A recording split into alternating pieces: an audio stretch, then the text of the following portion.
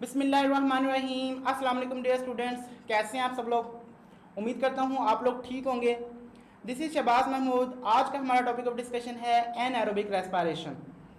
Aerobic respiration को हमने detail में डिस्कस किया। ऐसी रेस्पिरेशन जिसमें ऑक्सीजन की ज़रूरत होती है, जिसमें जो ऑक्सीजन की प्रेजेंस में होती है, ऐसी रेस्पिरेशन को हम एरोबिक रेस्पिरेशन बोलते हैं। जबकि आज हम डिस्कस करेंगे एन एरोबिक रेस्पिरेशन। ऐसी रेस्पिरेशन, ऐसा प्रोसेस जिसमें एनर्जी को प्रोड्यूस किया जाता है in the absence of oxygen. Oxygen की गैर मौजूदगी में एनर्जी प्रोड्यूस करना, ऑक्सीजन की गैर मौजूदगी में रेस्पिरेशन का जो प्रोसेस है, उस प्रोसेस को हम कहते हैं एन एरोबिक रेस्पिरेशन। इस प्रोसेस को हम फर्मेंटेशन का प्रोसेस भी बोलते हैं। फर्मेंटेशन जो है ये दो तरह की है, alcoholic fermentation and lactic acid fermentation. Alcoholic fermentation जैसा कि नाम जाहिर कर रहा है कि इसमें जो एंड प्रोडक्ट है अल्कोहल बनेगा, ठीक है।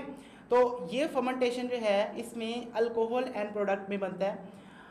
स्टूडेंट्स एक बात याद रखें कि अगर फर्मेंटेशन हो या एरोबिक रेस्पिरेशन हो, जो ग्लाइकोलिसिस का प्रोसेस है ये दोनों में होगा, ठीक है।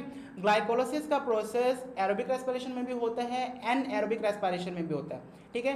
तो ग्लूकोज को पायरुविक एसिड में जो कन्वर्ट करने का प्रोसेस है ये दोनों में होगा। तो इसका मतलब ये है कि फर्मेंटेशन के प्रोसेस में भी ग्लूकोज से पहले पायरुविक एसिड बनेगा, ठीक है। दो पायरुविक एसिड के मॉलिक्यूल्स बनेंगे और उस दौरान जो है दो एटीपी जो है ओवरऑल जनरेट होंगे, यानी कि दो एटीपी का गेन होगा इस प्रोसेस के दौरान। पायरुविक एसिड को अब क्या नेक्स्ट स्टेप में क्या होगा, फर्मेंटेशन, अल्कोहलिक फर्मेंटेशन में क्या होगा कि पायरुविक एसिड को उसकी सबसे पहले डीकार्बोक्सिलेशन होगी, दो कार्बन डाइऑक्साइड रिलीज होंगे और एसिटाल्डिहाइड में ये कन्वर्ट होगा। पहला स्टेप जो है दो एसिटाल्डिहाइड मॉलिक्यूल्स प्रोड्यूस होंगे फ्रॉम टू पायरुविक एसिड, ठीक है। टू पायरुविक एसिड से टू एसिटाल्डिहाइड मॉलिक्यूल्स यहाँ पर प्रोड्यूस हुए हैं, फर्स्ट स्टेप। उसके बाद सेकंड स्टेप में क्या होगा, एसिटाल्डिहाइड कन्वर्ट हो जाएगा एथेनॉल में। जो NADH प्रोड्यूस हुआ था ग्लाइकोलिसिस के दौरान, जो दो NADH के मॉलिक्यूल प्रोड्यूस हुए थे, अब ये दोनों NADH के मॉलिक्यूल कन्वर्ट हो जाएंगे NAD+ में, ठीक है। और NAD+ में कन्वर्ट हो जाएंगे और एसिटाल्डिहाइड को कन्वर्ट कर देंगे एथेनॉल में। इस प्रोसेस में हमारे पास एथेनॉल और कार्बन डाइऑक्साइड बना, ठीक है। टू एथेनॉल के मॉलिक्यूल, टू कार्बन डाइऑक्साइड के मॉलिक्यूल इस प्रोसेस के दौरान बने हैं। अच्छा स्टूडेंट्स, यहाँ पर एक इंपॉर्टेंट MCQ भी बन सकता है कि पायरुविक एसिड जो है उसमें जब उसकी डीकार्बोक्सिलेशन होती है तो कौन सा मॉलिक्यूल बनता है। आपको अगर ऑप्शन दिए जाएँ, एथेनॉल बनता है, ग्लूकोज बनता है, एसिटाल्डिहाइड बनता है। तो स्टूडेंट्स अगर आपने पढ़ा होगा तो ये इंपॉर्टेंट MCQ यहाँ से बन सकता है। एसिटाल्डिहाइड जो है फर्स्ट पहले क्या बनता है, पायरुविक एसिड की डीकार्बोक्सिलेशन से एसिटाल्डिहाइड बनेगा, ये फर्स्ट स्टेप है, ठीक है। इंपॉर्टेंट MCQ है। नेक्स्ट अगर हम बात करें लैक्टिक एसिड फर्मेंटेशन की, तो लैक्टिक एसिड फर्मेंटेशन में पायरुवेट को कन्वर्ट कर दिया जाता है लैक्टेट में, ठीक है, लैक्टिक एसिड में, in the presence of lactic dehydrogenase enzyme, ठीक है। लैक्टेट डिहाइड्रोजिनेज एंजाइम क्या करता है, हाइड्रोजन को रिमूव करता है NADH से और इसको कन्वर्ट कर देता है NAD+ में, ठीक है। तो 2 और 2 यहाँ पर दो दो मॉलिक्यूल जो यूज़ होंगे, पायरुवेट के दो मॉलिक्यूल्स यूज़ हुए हैं, दो NADH जो है ये कन्वर्ट होंगे NAD+ में और दो लैक्टेट के मॉलिक्यूल यहाँ पर प्रोड्यूस होंगे, दो लैक्टिक एसिड प्रोड्यूस होंगे, ठीक है। और इस दौरान जो है अगर हम लैक्टिक एसिड फर्मेंटेशन की बात करें तो ये आमतौर पर बैक्टीरिया में होती है। अगर हम अल्कोहलिक फर्मेंटेशन की बात करें तो यीस्ट में होती है।